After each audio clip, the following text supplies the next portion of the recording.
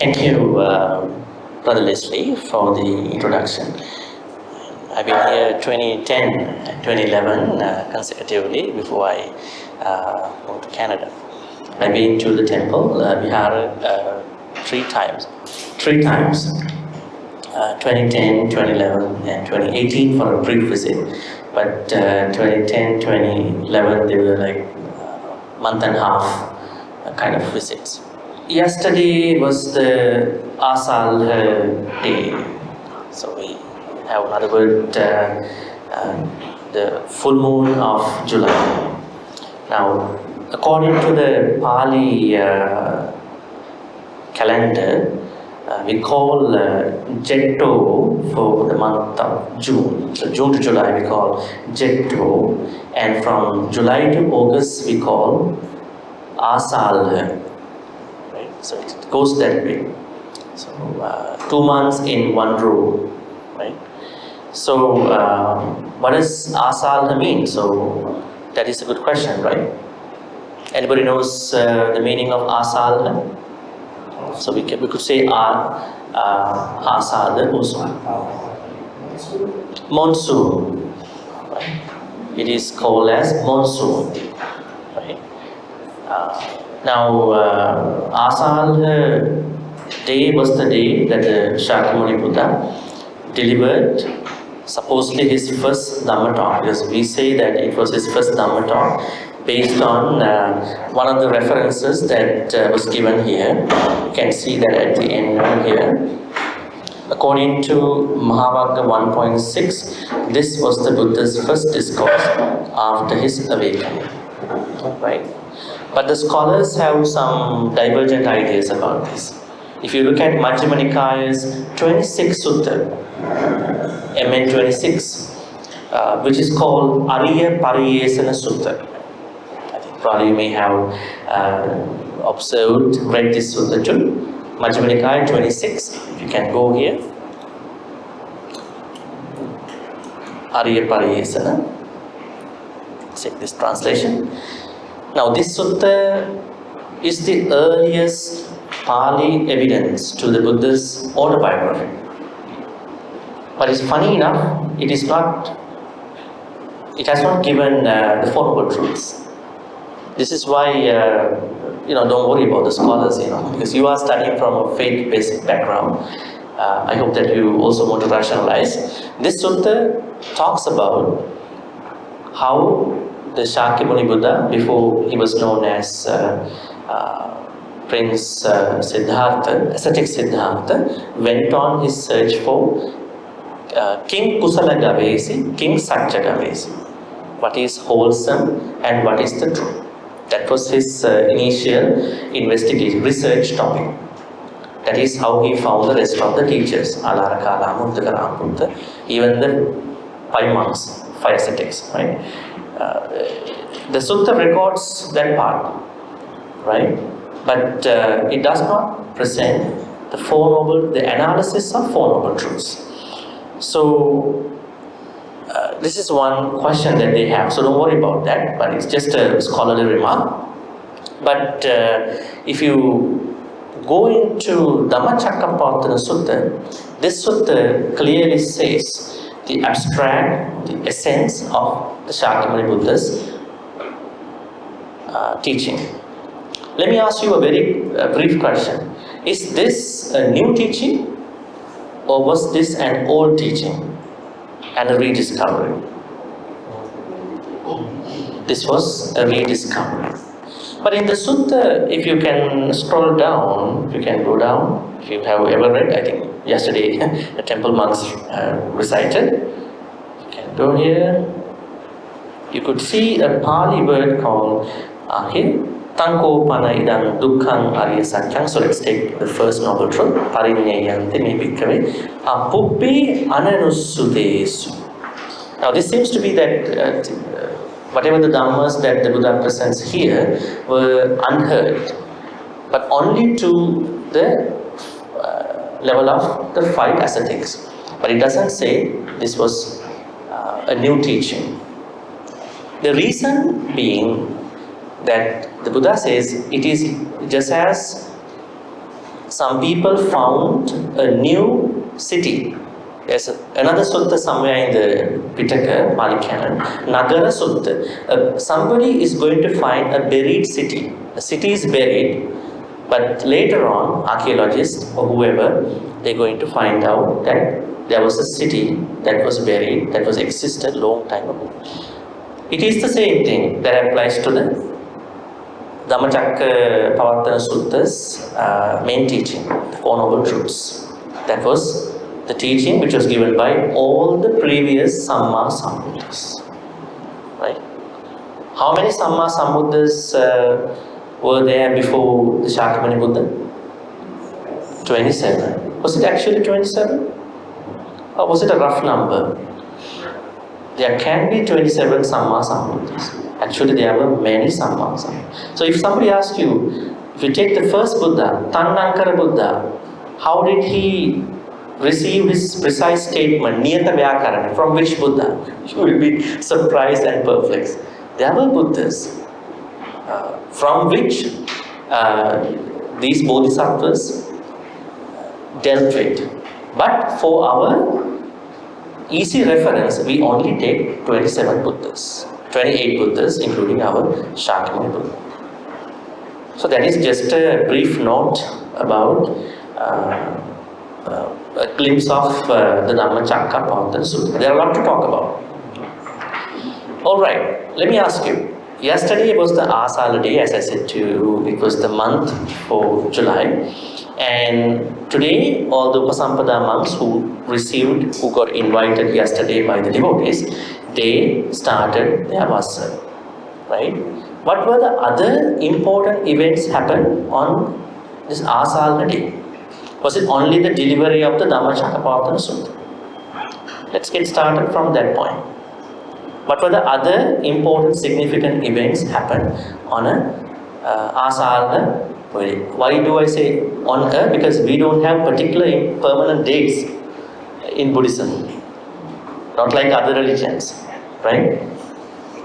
Now, say for instance, in other religions, they have fixed dates.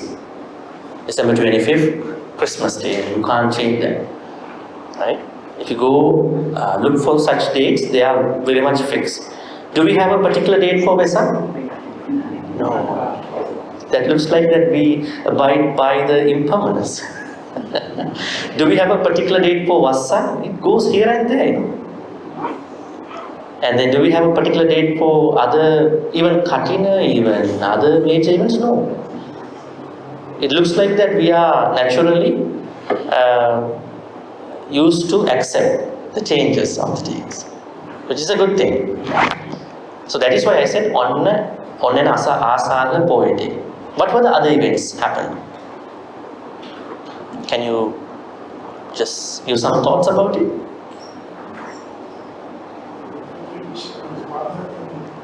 Buddha preached to his mother. What was that event?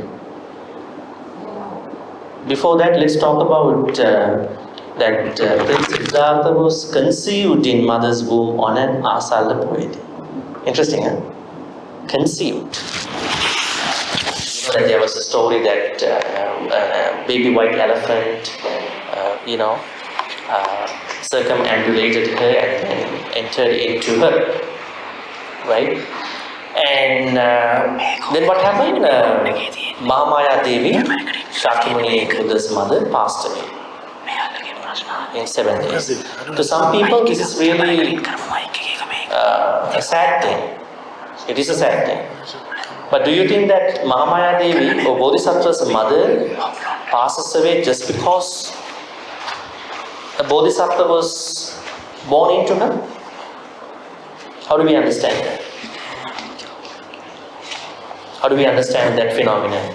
Is it just because the Bodhisattva was born into her that she has to pass away? Any thoughts?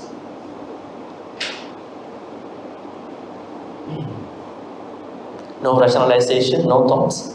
Or you have just accepted everything how the Dhamma books given to you? That is not Buddhism, right?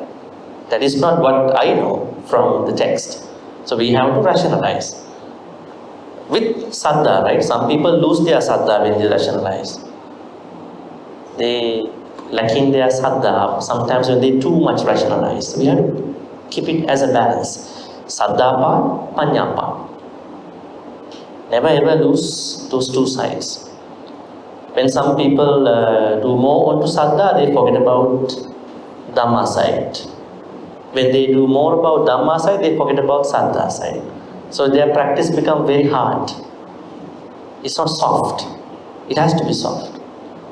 We shouldn't struggle, according to the Buddha. That is what the sutta says. Atta kilamatana yoga, kama sukhalika. Thanks. Why Bodhisattva's mother passes away? It is not because of the Bodhisattva is going to be born there. It is said, before any Bodhisattva is going to be reborn as that Bodhisattva's final life, he normally checks 5 things. The first thing is the time, kala. Then the deepa, probably the continent. Of course, Jambudipa, which is a larger area, not even India. And Desha, the particular province or the state. And then Kaladipa Desha, Kula. Kula means a caste. In India, you can't even get over any caste even today. Right? And then Janani Ayu, not mother. Mother's age. That means he is to look at a precious great woman who is going to die in a 7 days of time. That is how he decides that now I am going to be reborn in her womb. So she is definitely going to die. Not because Bodhisattva is going to be born into her. Otherwise it is pretty bad, right? Somebody's happiness, world's happiness, universal's happiness, somebody's death. Alright? And it's also interesting. Bodhisattva comes from Tusita heaven, and mother passes away and going to be reborn in Tusita heaven. Right? That's interesting too.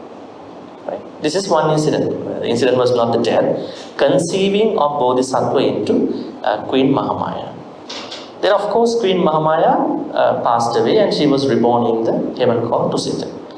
Then in one of the Vassa time, the Buddha thought, although I was nourished by my stepmother, Pajapati Devi, I still need to help my biological mother, who was reborn in the Tusita heaven. So what he did was, it is said that he went to the Tavatinsa. He didn't go to Tusita. So Mother Deva came to Tavatinsa heaven. Right? That means Devas can travel between the other heavens. It depends. So then he preached, it is said that he preached Abhidhamma to his mother for 3 months. And every day he preached some part of Abhidhamma. The Buddha, Shakyamuni Buddha, traveled to the human world, especially to the lake called Anotatta. And then explained all the Abhidhamma matters to Arahant Sariputta. So that is how Abhidhamma got a tradition of preservation through Sariputta, Arahant Sariputta. Even though it was added after Sutta and Vinaya.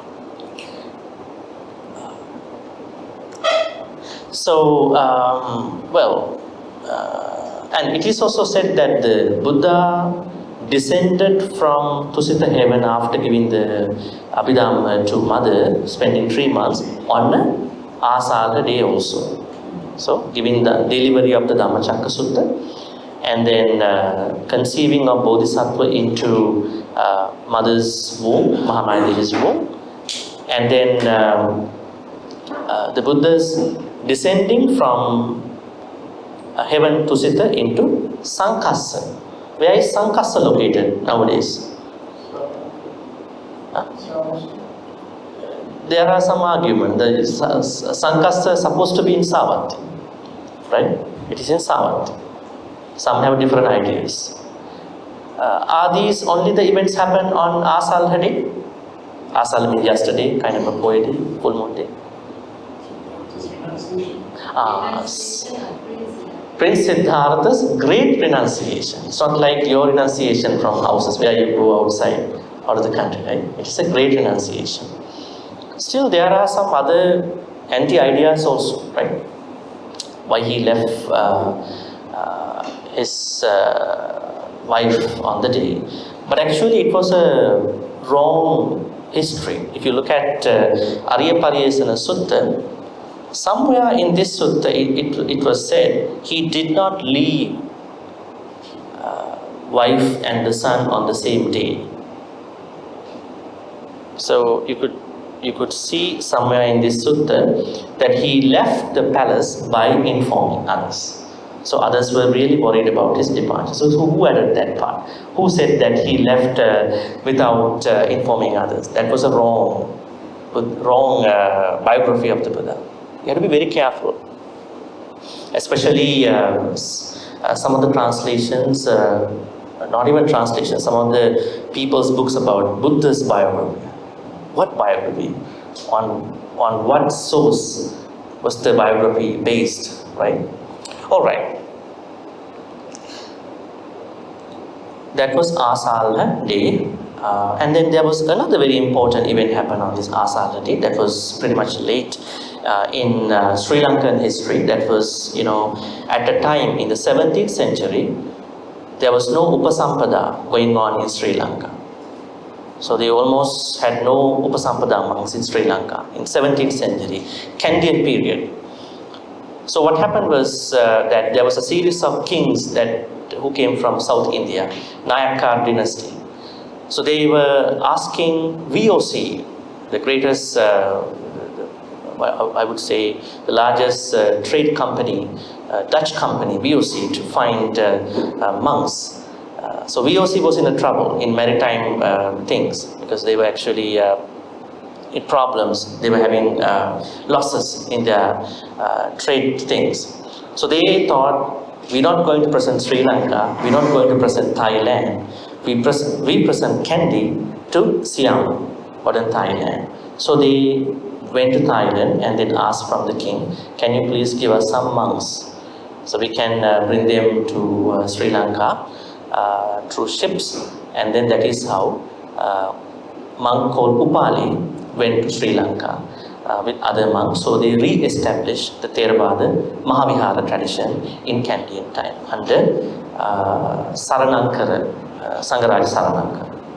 So it also happened, it is said, on a Asala full moon day. That's little enough, right? For the Asala day.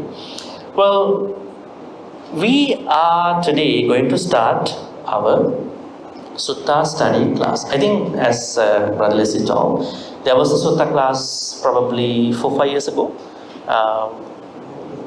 Probably longer than that. The Bhante Punaji had conducted all those events.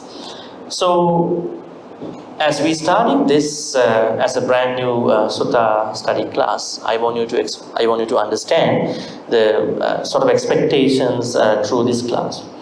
So I want you to read the Sutta, especially to get familiar with the pronunciation part. I think all are really interested about that, right? Pronunciation part a little bit.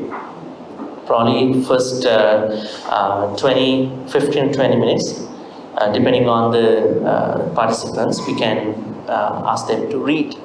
So I can check the pronunciation. And then we will be looking at a certain section of the Sutta to, I would say, translate and then look at the contextual meaning. Alright, so let's then get into the Dhammacakkappavattana Sutta. Okay, how was this Sutta given to 5 ascetics? Let's look at the history of this Sutta. What really happened? Shakyamuni Buddha, I would say, ascetic Siddhartha, attained Samma Sambuddhahood in Buddha Gaya, say Bodh Gaya. Where is Bodh Gaya located according to Janapadas? Try to see Janapadas. Now, these are the names of ancient Mahajanapadas which were existed at the time of the Buddha. You can see here Kosala is important. Kosala was one of the very important republican states. Why is Kosala important? Why is it important? Kosala is the Mahajanapada where Savatthi was located. That means Kosala was very important at that time of the Buddha's history. And it is said that a lot of things with the Buddha's biography happened when he lived in the Kosala, state of Kosala. And then what about, now you can see, Bodh Gaya is not a part of Kosala. Bodh Gaya is a part of another state. Actually, Buddha was born in Kosala too. It's part of Nepal, and then he then traveled to Magadha, a state called Magadha. And in Magadha you see Uruvela, the certain location called Uruvela, and he found a certain place called Senani village, right? From Kosala to then state of Magadha, and in Magadha he was associating an area called Uruvela and within a sub-village called Senani.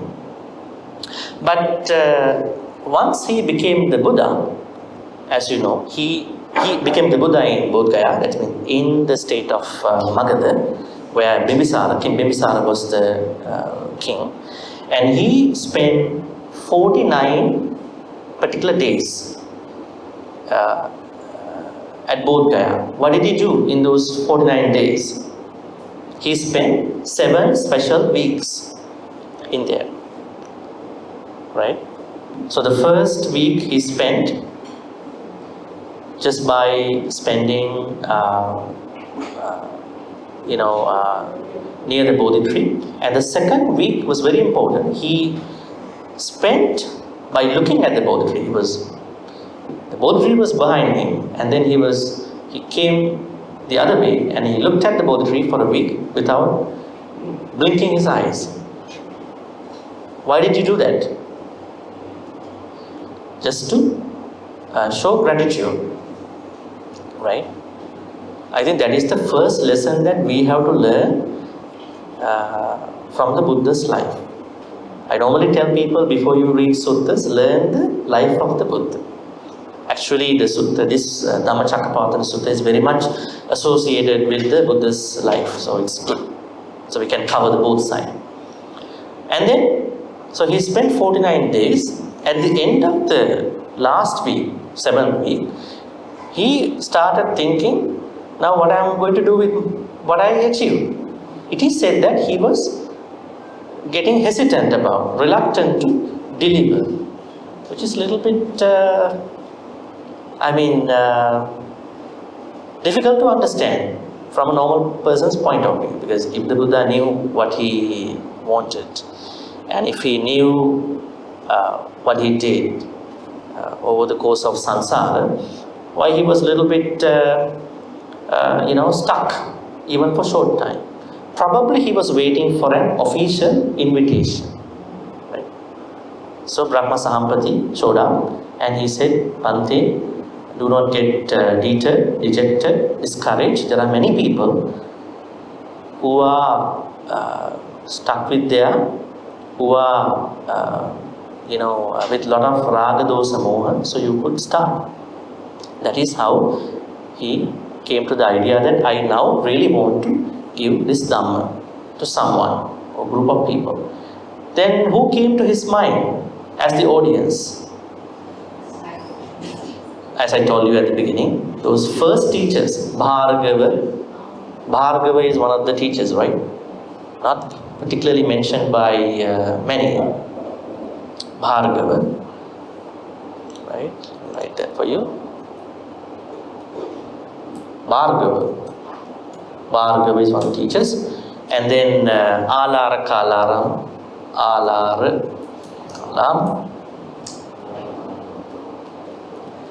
and then Uddakaram, Alara Kalam.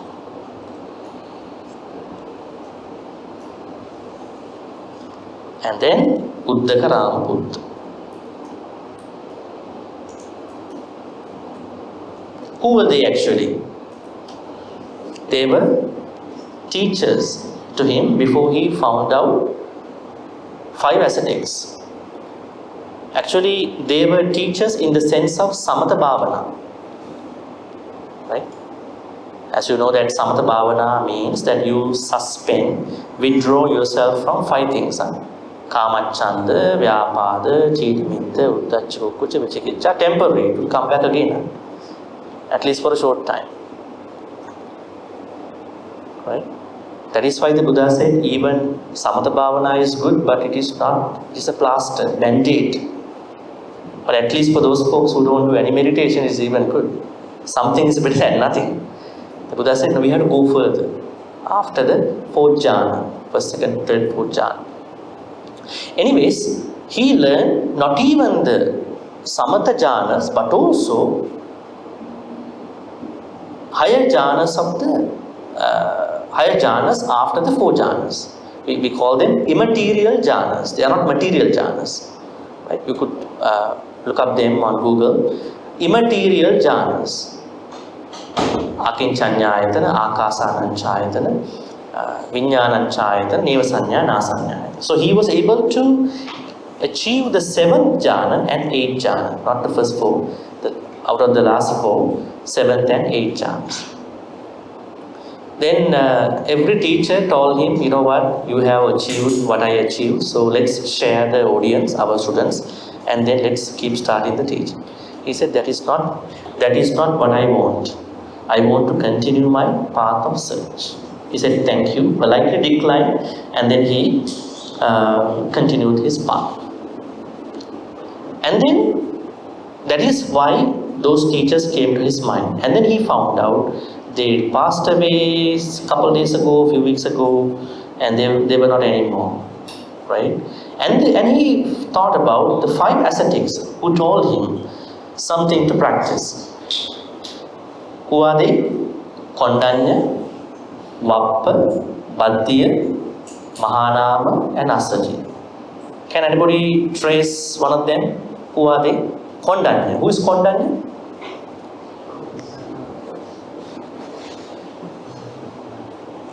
Have you ever read few Brahmins who were called upon by King Suddhodana to come to the palace when Prince Siddhartha was born?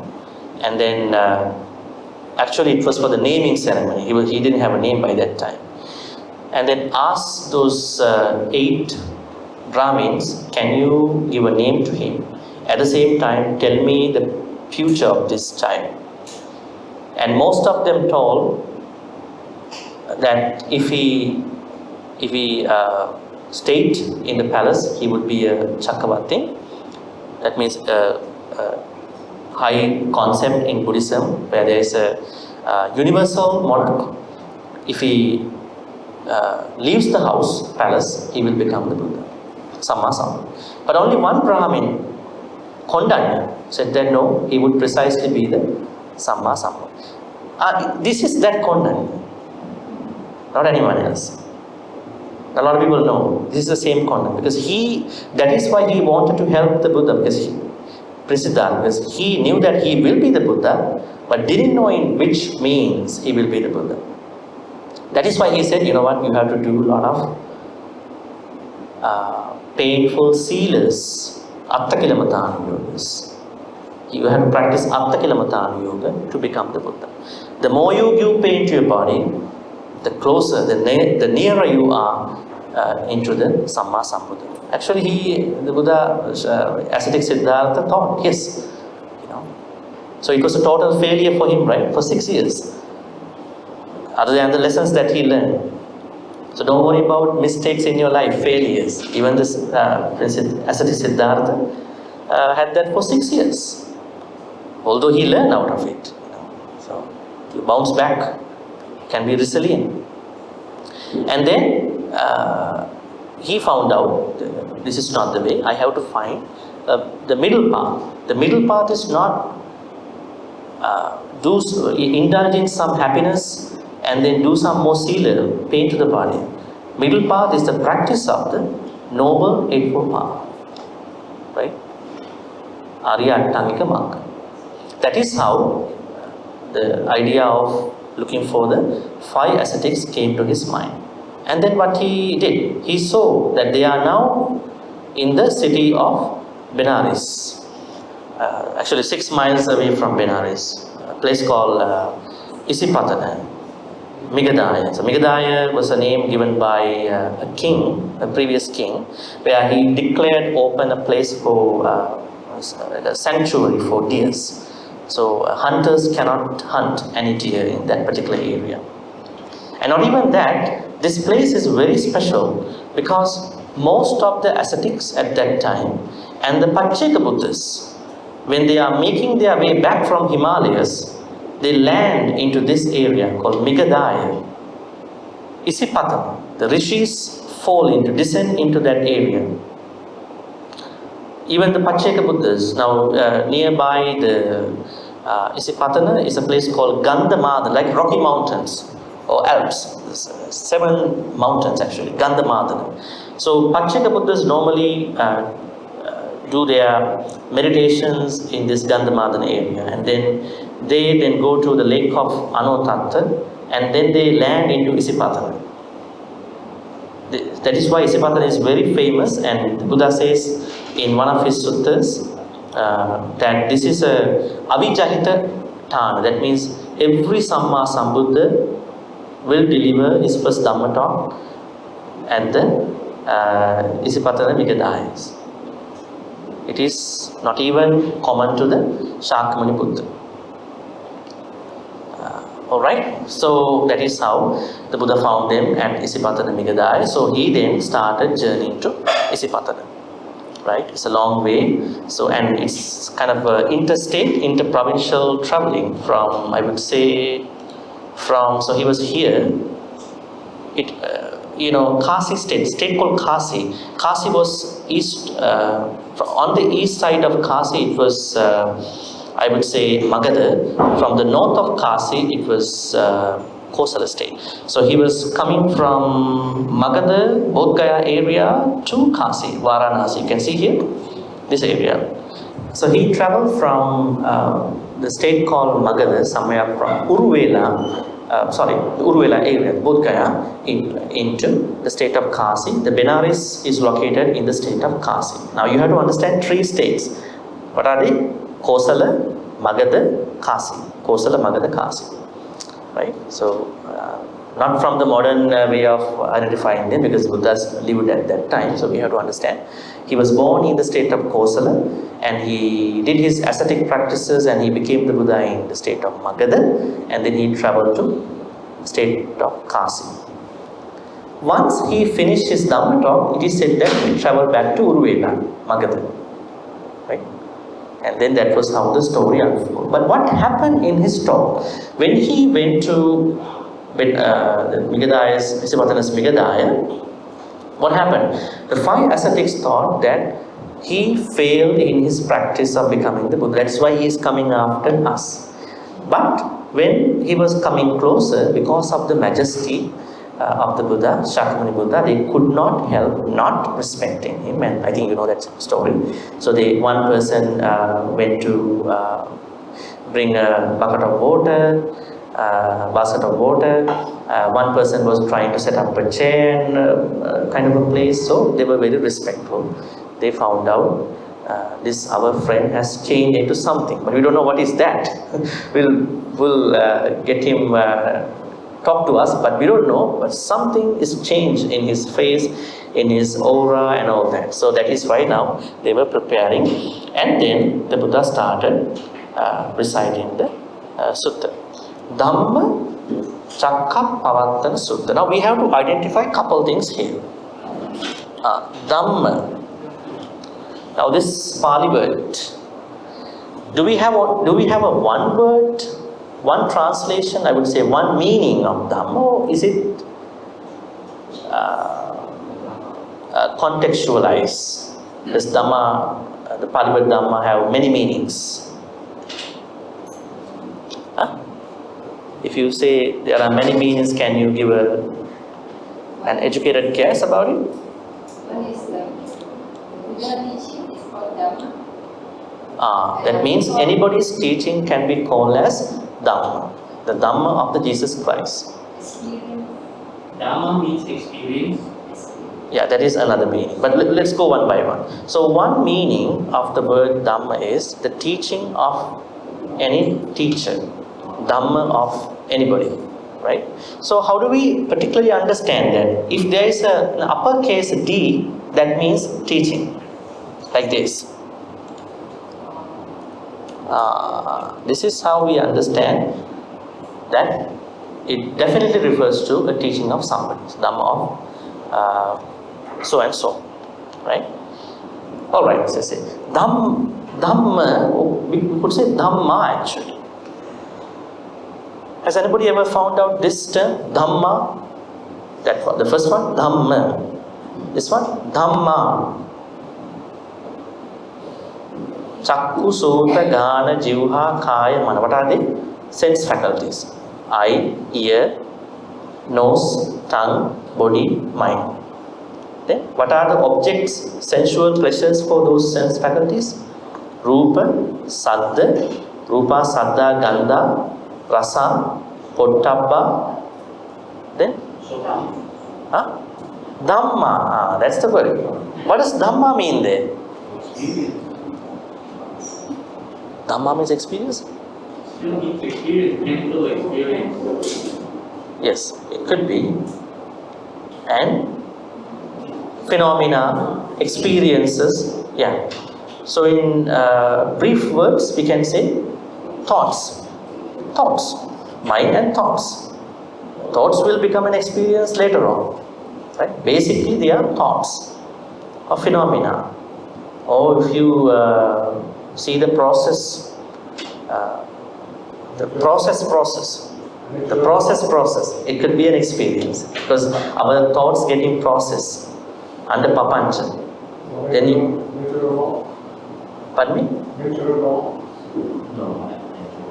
What's that?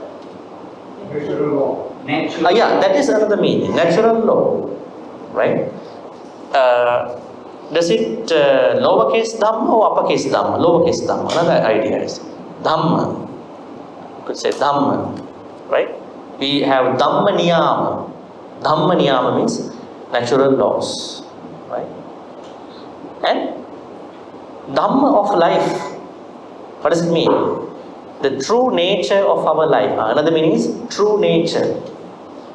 What is the true nature of our life?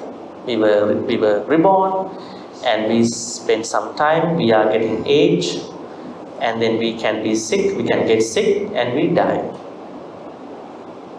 Does this happen to us just because my fault, or does this happen just because? That is the nature, true nature of my life, or probably the true nature of this universe. It is the true nature, right? And going back to the experience part, we have to talk about, if you really want to know the experience, then we have to go into the first stanza in the Dhammapada. If we want to look at Dhamma as experiences, which is a process, then we have to see the first and the second stanza. Let's take the first one. Mano pubbam gama dhamma. How do we find out the meaning here? Mano pubbam gama dhamma. That means all experiences are made out of the mind. How do we understand those experiences? Experiences are basically sanya and vedana, perceptions and feelings. Because when you go through a feeling, then you start making a note about that experience, that particular feeling, about used in the past and for the future. I went to this restaurant yesterday, and then the food was delicious and I like it. Now I make a note for the past to have a reference for the future. Sanya, right? So it came out of the feeling. So that context means experience. In Buddhism, experiences are not just handmade ones. They are made of Sanya and Vedana. Alright? So, in this way, Dhamma has a lot of meaning. So, we have to correctly understand the particular meaning of the Dhamma. And if you can remember, in the Satipatthana Sutta, there is a certain Satipatthana, I would say the last Satipatthana, which goes by Dhammanupassana. Kayanupassana is the first one, then Vedananupassana, then Chittanupassana, third, fourth, Dhammanupassana. Dhammanupassana means mental properties. Because you started off with normal body-based exercises. All these are exercises. And then looking at yourself, looking at other people. A lot of people don't know about this thing. When they start practicing Satipatthana, they only think, it's my Satipatthana. And I did it well. And they sort of like develop a Sakkaya Ditthi without their knowledge. Because they don't know the second part of each exercise. The Buddha said, let's take Anapanasati. When you start practicing Anapanasati in the correct way, and then the second part of that meditation is Satipatthana is that you also need to look at how other people breathe in and out. Why is it? Then you understand that breathing process is a universal thing. You are not only focused about you. Right? That is a fundamental criticism about the Theravada people. They only think about them. Because their only wish is to become an Arahant. It is not. It is how people do it. Maybe wrongly misguided. The Buddha said properly that this practice will become selfless at a certain point. From being selfish into selfless. So both natures have to be understood. Alright, so in this way, Dhamma is a very contextual word. Chakka, this part? Chakka means wheel. How do we find a wheel in the Dhammacakkappavattana Sutta? Is there a wheel? How do we understand it? Now in the latter part of the Sutta, you may see that there is something going from one realm to other realm. Right? What is it? What is it? That goes from one realm to the other realm. Saddha manussave sung. Some people chant it. Saddha. Some translate this to be a sound, maybe a cry, maybe a sort of a voice, maybe an exclamation kind of thing. Anyway, kind of a cry, kind of a sound that travel from the lower level of the realms into the higher level, starting from the Bhumma Deva. Who are they? Bhumma Deva. I'm not going to detail everything, but I just want to give you kind of an idea. Devas who are living in the human world. They are lower than the aerial Devas. Aerial Devas are lower than the Chatu Maharajika Devas. That is how we take it. There are different types of Devas. And Devas in your houses, we call them tree spirits. Rukha Devas, they are the lowest. And the Bhumma Devas actually. So from Bhumma Devas up until the Akanitta, the highest Deva, the cry went from one realm into the other realm. That means this, it is not a cry actually, this proclamation of the Four Noble Truths in the ways of Parinyayang, Pahatabbang, Satchikatabbang, Bhavetabbang. These are the four things the Buddha says. Parinyayang, I have fully perceived. Pahatabbang, I have fully eradicated whatever the things that I had to. And I have fully realized. Satchikatabbang, I have fully developed. So when the Buddha made this huge proclamation, it became a thorough sound, and then the Deva realms could not help not taking that sound all the way from the bottom. And this sound cannot be conducted by any Brahmin, any Brahma, any Deva, even by any Mara. That means there are a lot of Maras, right? Where are the Maras living? In the Buddhist realms? Mara? there are two heavens which we suppose to understand Mara's living. Nimmana Rati and Paranimita Vasavanti. Normally it is said that those people who offer dana by expecting a lot of things for the future will be reborn there. Then somebody asked me a question, how to become a Mara? Should be a very good thing, right? So you have to be in the, because those Maras live in the highest heavens. Not like a normal Deva, like Sakha, they living in a lower level of. It is said that when you expect more for the future, actually it is Bhavatanmaya, it's a kind of craving, you will be reborn in the Maras, one of the two heavens. When you are reborn there, can you work independently or you have to abide by the regulations of the bigger Mara, higher Mara? You have to go through the commands of the Vasavatti Mara. That is not good, right? So anyways, the sound went up to the connector, they all accepted. This sound cannot be stopped. It came from the bottom and they all looked at it. It was the proclamation by one Samma Sambuddha about the noble truths that were buried down, just like a city was buried down long time ago. He found out, he rediscovered the truth. That was how the flow of the sutta goes. But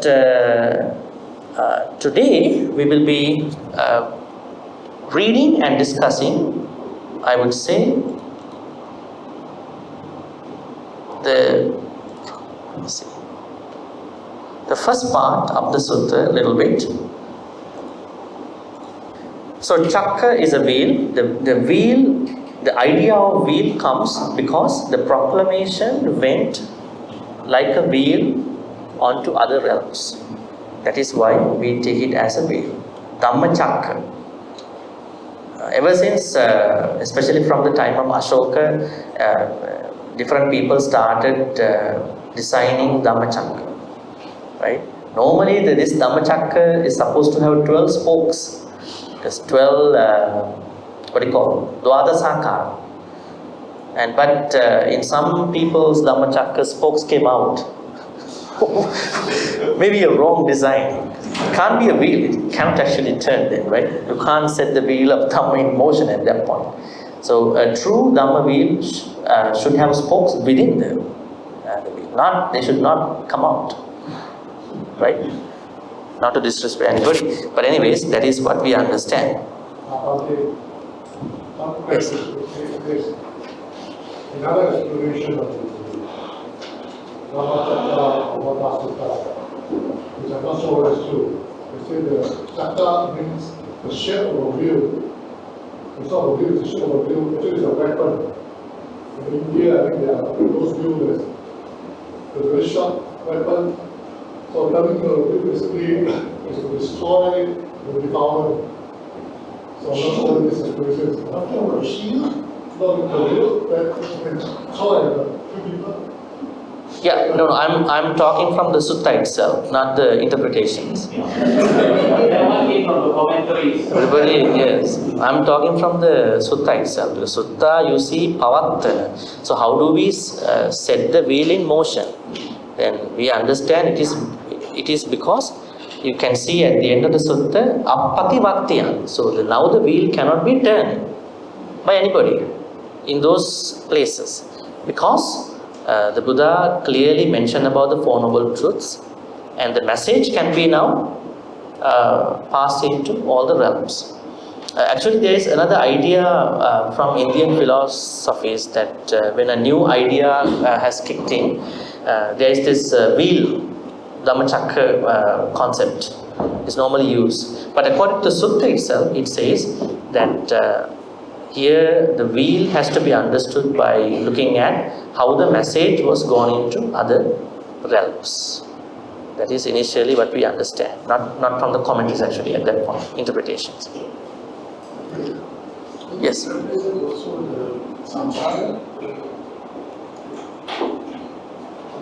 No, it only represents the Four Noble Truths.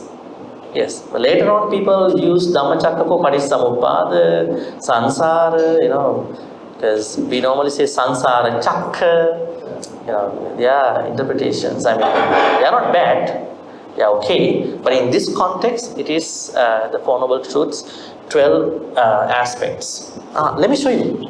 I can show you that. Okay, so you can see the 12 12 aspects. How the Buddha understood the noble truth of dukkha, dukkha samudaya satcha, dukkha nirodha satcha, dukkha nirodha gamini satcha, right? And then there are 12 ways. So he understood the first truth by ways of satcha jnana, kiccha jnana, kata jnana.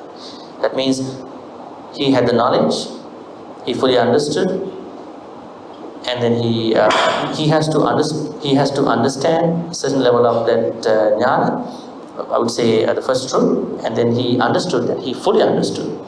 In the same way, these three perspectives were applied to all the four noble truths.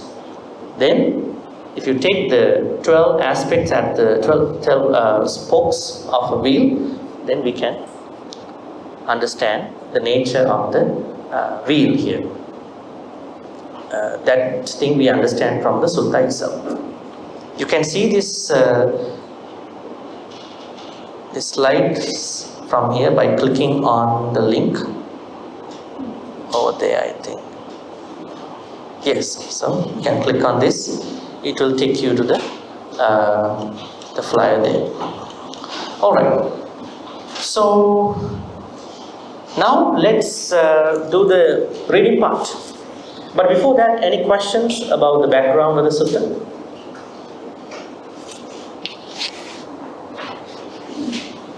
Yes, please. Sorry, I'm actually new to Sutta. But based on what they say just now, I still need that for the next Buddha comes. Whatever teaching that is in place now will also be very rediscovered. By the future Buddha. Yes. And what happened at the end of the sutta is that only one ascetic was able to attain Sotapan. That means it didn't work for the other four. Right? It did not work for the Vappa, Bhattya, Bahana, Masaji. Didn't help them. Then the Buddha had to give another sutta, whereby all five became enlightened, became arahants. What was that sutta? Anattalakkana Sutta. Right? That sutta also appears in the Samyutta Nikaya. I think it's the Samyutta Nikaya's is 22.59 Sutta, Anattalakkana Sutta. All right. Any more questions about the background of the sutta? Yes. For someone who wants to have a familiarization with different how to approach the literature, be able to have a diagram, a simplified diagram to show the hierarchy of just the coming section. I mean, for example, like the suttas, how do you move? How does one read from one sutta to another? Well, I will be giving the names of the suttas. I'm not trying to complicate this sutta study a lot, because there are a lot of things. I don't think that you have to learn all that, because not too much knowledge. But I will give you the most important one. Like today I said Anattalakkana Sutta. And you know that five ascetics became enlightened because of that sutta. Because this is an issue. When we do a sutta study, it's a factory of information. So on one side we have to look at the literature, at the same time we have to find out the practical side of the sutta with the pronunciation. All right, looks like there may be no questions at this point, so I may ask, probably we can make a group, right? Probably, maybe the rows, this row, There are 4 rows over here to read. The first, we have 1, 2, 3. Yeah. Okay, maybe they can read the 3 sections. Maybe this row. Can you read from 1 to 3?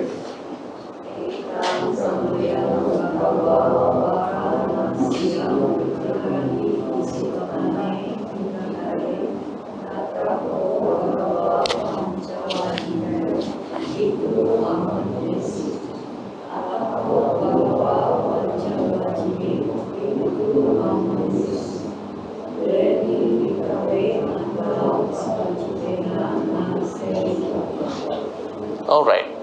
So how did you pronounce this part? This one? Not Panchavajji, Panchavaggi. See, one place. Panchavaggi. All right. And then when you pronounce Pali, take your time. Don't try to read like experts. We still need to take some time, because the slower you become better, right? And then keep this in mind. When there's an H, you have to make an aspirate. What does it mean? Ekang Samayang, not Bhagava, Bhagava. Then again you can see Tatra Ko, not Ko. Again Bhagava. Then not Bhikkhu, Bhikkhu. Again you can see that. And finally you would see again Bhikkhave. So this row, please.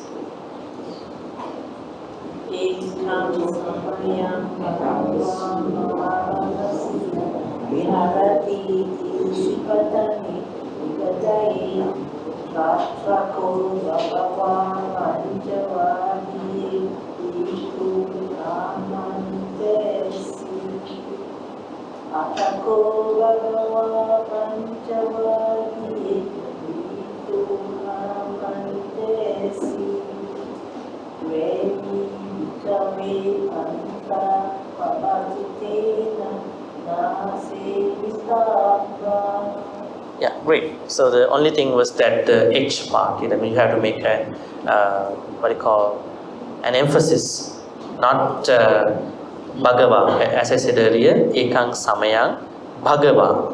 Now let me read one more time. Ekang Samayang Bhagava Varanasiyang Viharati Isipadani Migadai Tatra Ko Bhagava Panchavaggi Bhikkhu Amantesi Atha Ko Bhagava Panchavaggi Bhikkhu Amantesi Dve me Bhikkhave Anta Pabbajitena Na Sevitamma. Alright, maybe this row all together.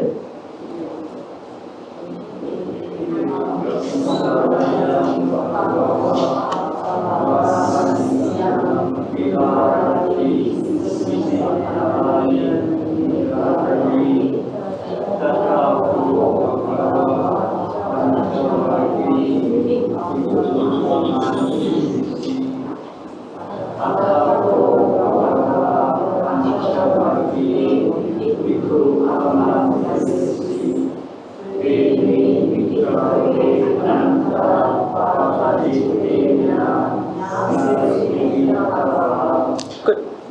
And the final row.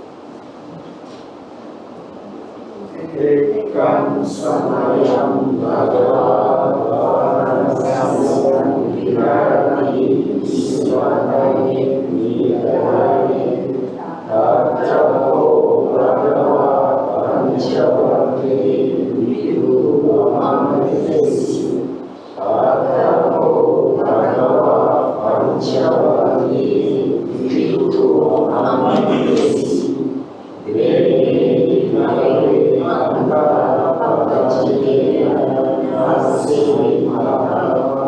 All right, so I think you might perhaps read the place of pronunciation in Pali. That would be a good lesson for all of you. Probably there may be an article. In Pali, we have to know that there are some letters, consonants, especially consonants and consonants, they have to be pronounced from certain places. Now, probably we will do that next Monday. So then you will know that why it has to be emphasized, right? And all right. So now let's go to words here. See how it works. Ekang. What is ekang in Pali? Ekang means once upon a time. Was it a story? Ekang samaya. Now, is this the Buddha's words? This is not the Buddha's word. This is the words of the senior monks who did the first council, right? Especially words of Mahakashyapa's, Arhan Mahakashyapa's group. Because we know Digha Nikaya, the first Sutta Pitaka has a couple of Nikayas, 5. The first Nikaya, Digha Nikaya, was preserved by Bhante Ananda and his monks, his disciples. And Majjhima Nikaya by Arhan Sariputta and his group. And Sangyutta Nikaya by Arhan Mahakashyapa and his group. And Anguttara Nikaya by Arhan Anuruddha and his group. And Koddaka Nikaya by everybody. Right? That is how it was preserved. There were things that changed the course, but that was how originally planned the preservation. So now, because this comes in the Arhan Mahakasyapa's Sanghata Nikaya, definitely this must have been narrated by Arhan Mahakashyapa or somebody else in that group. So ekang, okay, well then you can see that the number 3 is the place where Buddha starts, the top, the sutta. Dveme bhikkhave anta pabbajite nasirana. Now Buddha addresses the monks. Do not practice to extreme ends if you really want to attain Nibbana. So before that, they were not the Buddha's words. I mean, we generally regard that all these are Buddha's words because they are good, but not originally from the Buddha's mouth. Like the Mahaparinibbana Sutta. Now Buddha passes away, but the Sutta continues. How it happens? The Buddha passed away. Now it's about the Buddha's funeral. Now everything what happened with the deliverance, distributions of his relics. And it is said that Buddha had said that every Buddhist has to go to 4 places. They were all coming after the Buddha's passing away. How it happened? Right? Now, don't think that they were not Buddha's words. I mean, Buddha couldn't have told like that, you know.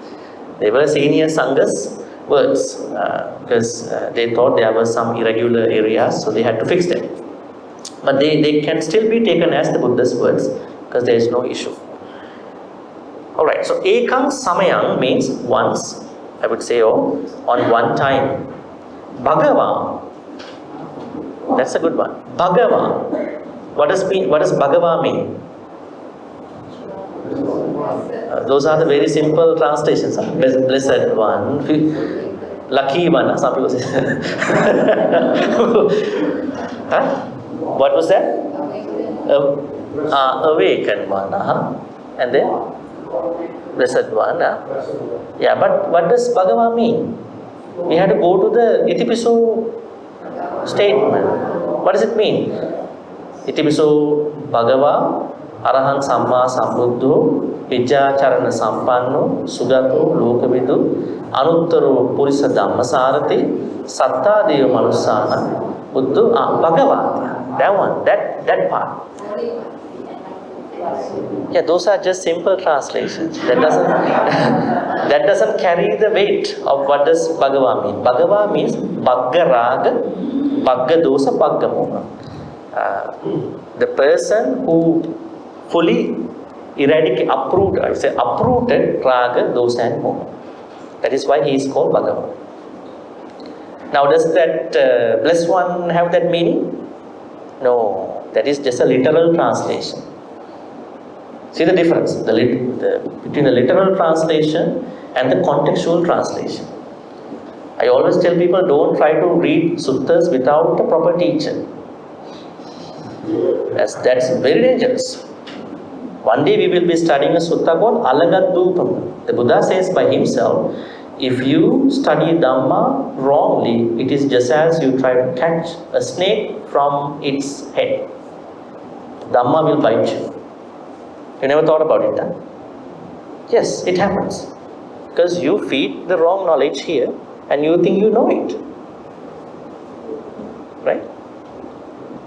Now recently somebody asked me, this gentleman or lady participated in a sutta discussion. Anathapindikavada Sutta.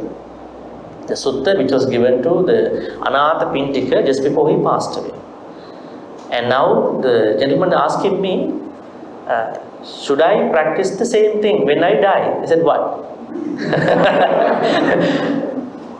And then I was informed that when I die, if I die naturally, then I will really have pain in this place, that place, in different parts of my body, right? The sutta says, Arhan Sariputta came over to the Anathapindika's house. When Anathapindika said, Bhante, I cannot tolerate my pain. Right? But Anathapindika was already a Sotapanna. Right?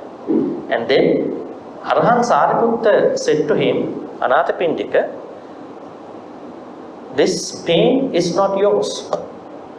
This pain comes from the aggregates, Panchakkanta. Do not think it's yours. Because Anathapindika was a Sotapanna, he was able to understand it. The person who gave that discussion said, this is the thing that we all have to do when we die. The person who conducted the discussion said, this is how you have to die. Now, how is this going to work for a normal person? Very dangerous. Because Anathapindika was a Sotapanna. Actually, Anathapindika said to the Arhan Sariputta, Bhante, I have been offering a lot of things to the Buddha. I have offered this Jetavanarama by offering 54 crores. Right? That means 1 crore is equal to 10 million in today's currency. Just do your maths. See how much he spent. And I've been going to the temple every day. But Buddha never taught me this before. He said, not even other very educated Sangha I know. I know all these Sangha. I personally supported him, but you are the only one who taught me this today. Because Arhan Sariputta knew, now the time has come, he's going to die, he has this ability, he knew it and he did it. Now the danger is that if somebody just reads here and there and then think about, this is how I'm going to do when I die. So, have to be very careful. So, do your sutta reading from whoever monk who has a thorough reading about the suttas, to cross-check the suttas, not just from one sutta, because these suttas are contextual. Alright? So, Bhagava, the literal meaning is the blessed one. You won't be able to say someone who uprooted Ragadosa Moha, it is too long. But you have to understand Bhagava means someone who has uprooted Raga, Dosa Moha or Loba Dosa Moha. Greed, hatred and delusion. Varanasiyam. Varanasiyam means Benares. The city called Benares. Where is it located? In which city? In which state? State of Kasi. Viharati. Isipatane. Isipatane. Isi means ascetics. Patana means falling. Ascetics fall down, descend into that particular place. Are they normal ascetics? No. They are those ascetics who had already attained jhanas. So they normally go to Himalayas, to Gandhamadana mountain area, and they practice, and on their way back, they are landing into Isipatana. So it was not even the Buddha's place, it is a very sacred place. Even all the Buddhas, Samma Sambuddhas, do their first Dhamma talk in this place. Migadai, as I told you, is the sanctuary for the deers. No deer should be killed in that premise. Tatra ko, now there he, Bhagava, then again, Pancha Bhagye, Pancha means 5, Vagye means group. Bhikkhu, monks. Amantesi, address. Then again the same words. Atthako, then the Bhagavan, the Buddha. There is something that we have to note. Now, you don't see Buddha in the canon more than Bhagavan. Why is it? You see another Pali word called Tathagata. And normally Tathagata and Bhagavan are the mostly used terms in the canon. Because Buddha is a common name for everybody. Now you might think, am I also Buddha? No, for every Arahant. Every Arahant is a Buddha. How do we understand that? Samma Sambuddha, fully enlightened or fully awakened Buddhas. Then Pacceka Buddha, those Buddhas who attain Buddhahood but cannot deliver. This happens for some people. They are very educated people but can't deliver a talk. They don't know how to talk. Right? Speaking is better because Buddha said people attain Sotapanna by listening to a Dhamma talk, not by reading the Dhamma talk. Because at that time of the Buddha's journey, a lot of people attain Sotapanna by listening to a Dhamma talk because they were able to integrate what is being said into his or her private practice. Because this is a private journey in the end, right? And then Samma Sambuddha, then Pacceka Buddha, then Arahanta Buddha, Savaka Buddha. That is another one. Savaka Buddha generally means the major disciples of the Buddha. Generally, the eight. There is a particular number for some major disciples. 80. And then Chatusacca Buddha, all the general Arahants. That is why the word called Tathagata or Bhagava were mostly used in the Pali canon. It's only for the Samma Samma. Bhikkhu Amantesi. Now the Buddha speaks. Dve means two. And I tell you that there are two Anta. Anta means extremes. They are extremes. Pabbajitena nasevita. Now, please understand this. Now then, that means Dhammacakkappavattana Sutta's main teaching is specifically for the Pabbajitena monks. Right? It's not given for the lay people here, right? Pabbajitena nasevita. But now you might think that there are many other suttas where you learn too. But as a lay person, you may have to experience some karma, right? And then you may have to experience some sila too.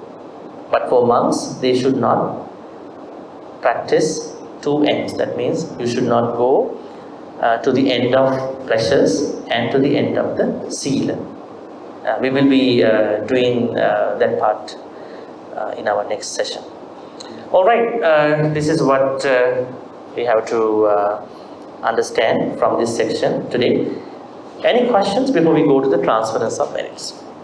Number 3 here, these are two extremes. Isn't there something missing? It means that those who have gone forth should not be practicing. It is not mentioned there.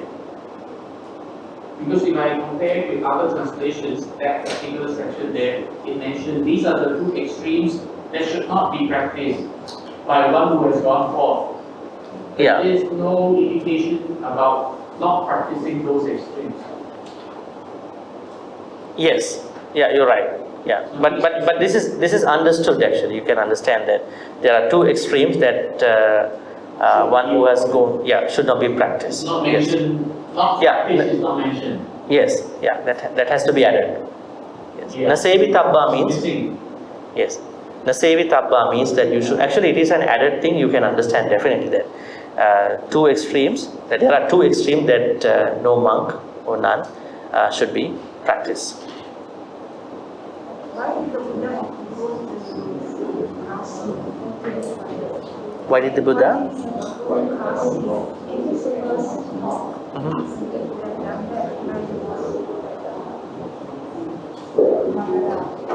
Yeah, because Panchavaggiya Bhikkhu were residing in the state of Kasi, in this place. So he believes that it would be easier to reach out to someone who has already gone through a certain journey. So that was why he was looking for somebody who is in that journey, seeking the truth. Yeah. Yeah, one thing is that he knew that they were also looking for the Nibbana. And the other thing is that it was because of the gratitude that he wanted to give. Because he was helped by them before. That was the main thing that he wanted to go to Kasi. Yeah. Any other questions? Yeah. Monks here. At that point in time, there were already no monks, there were no ascetics and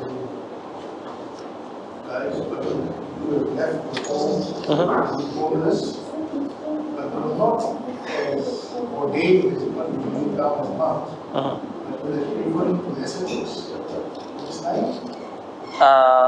Yeah, because Pabbajita at that time means, I would say, those who have left the house.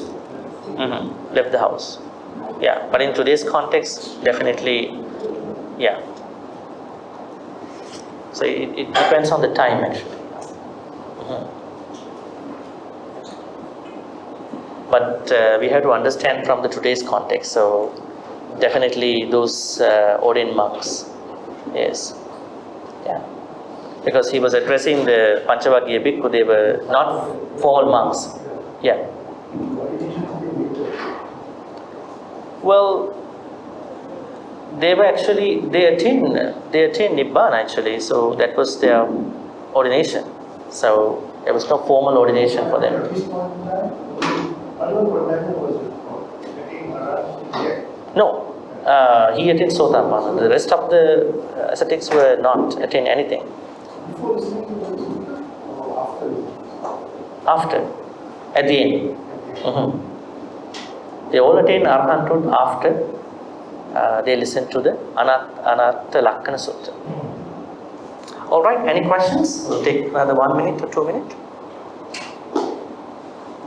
Well, in this case, with the number one, it should be then he addressed the group of 5 very influential monks,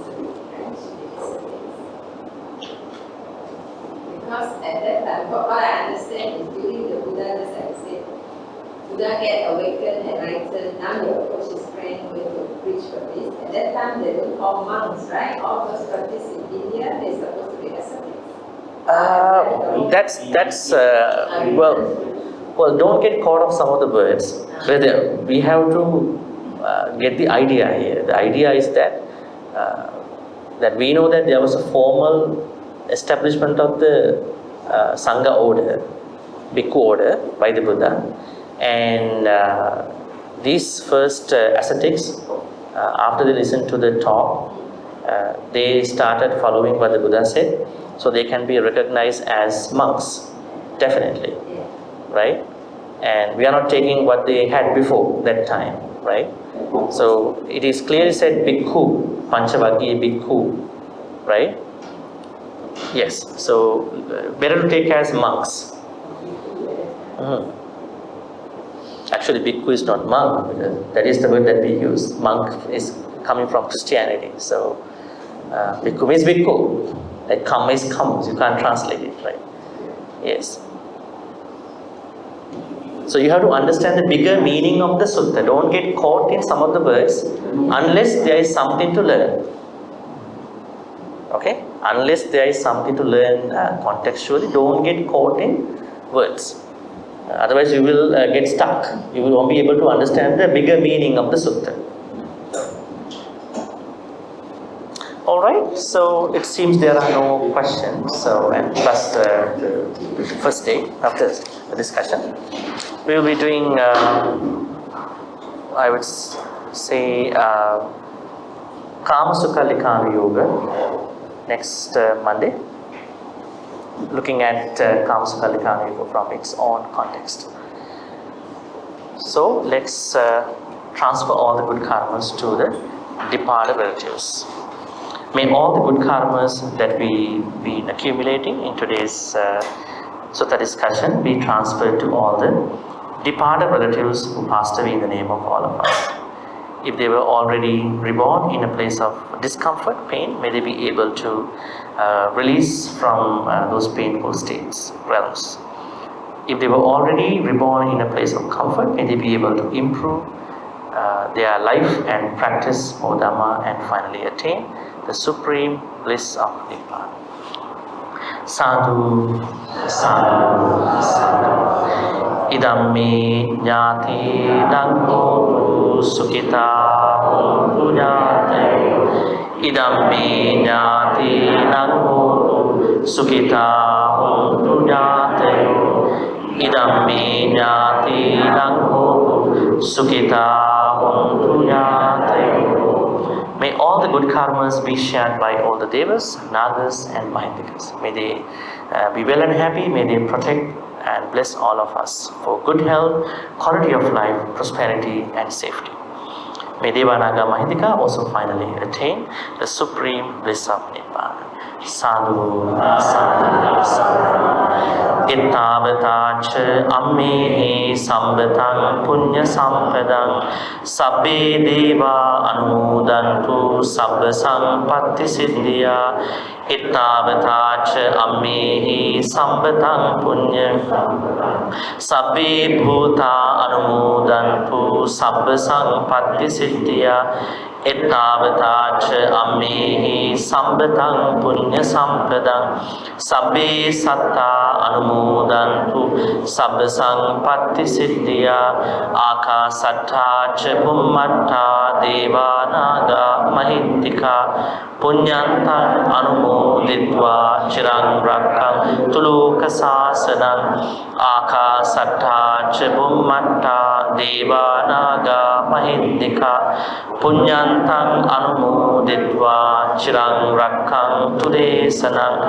Akasattacha bhummatta deva naga punyantang anumoditva chirang rakkang tumang paranti chirang rakkang tutwang sadati. Also, let's make a wish. May we always be in the company of the noble friends, Kalyana Mitas, and not with the Papa Mitas, who may deviate us from the path of our journey, Dhamma journey. Thinking thus, we're going to make a wish.